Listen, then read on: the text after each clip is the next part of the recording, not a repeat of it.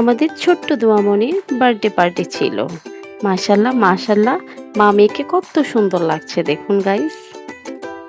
আমার ভাগ্নির একমাত্র মেয়ে দোয়া, ওর বার্থডে পার্টিতে অ্যাটেন্ড হয়েছিলাম। এই বয়সে নানু হয়ে গেলাম, ভাবা যায়। তারপর হচ্ছে এই যে এনভায়রনমেন্ট খুবই সুন্দর ছিল রেস্টুরেন্টে, আর খাবারও অনেকটাই মজা ছিল। আমার খাবারের ভিডিও করতে মনে নাই। এইবার আসেন আমার সব কাজিনদের সাথে পরিচয় করিয়ে দেই। এগুলো সব ঢাকাইয়া কাজিন আমার। আমার আম্মুর বাপের বাড়ির, আমার নানু বাড়ির সব জাত গোষ্ঠী এখানে আছে। আর হচ্ছে সব খালাতো ভাই বোন ছবি তোলাতুলি নিয়ে খুব আনন্দ করছিল এখানে। আর আমি এই ফাঁকে তাদেরকে ভিডিও করেছি। ওই যে দেখেন কিভাবে টানাটানি করছে।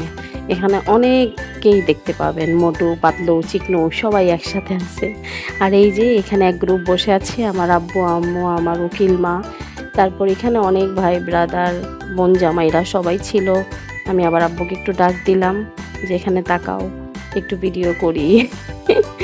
যাই হোক, এখানে অনেক অনেক দিন পর সবার সাথে মিট করে খুবই ভালো লেগেছে।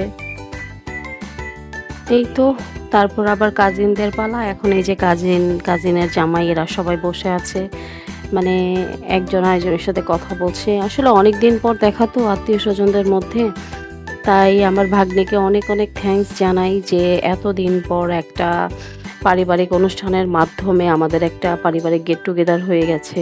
অনেক দিন পর সবাই একসাথে অনেক আনন্দ করেছি। সব দুলা ভাই, বোন, ছোট বোন জামাই সবাই একসাথে। তো অনেক অনেক ভালো লেগেছে বিষয়টা যে একসাথে হতে পেরেছি। তোকে অনেক অনেক থ্যাঙ্কস রিয়া। আমি ততটা ভয়েস ওভার দেই না। যদি উল্টাপাল্টা কিছু বকে থাকি তাহলে সবাই ক্ষমার দৃষ্টিতে দেখবেন।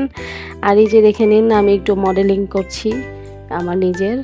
তারপর হচ্ছে এই যে পান্ডাকে একটু হাই দিলাম।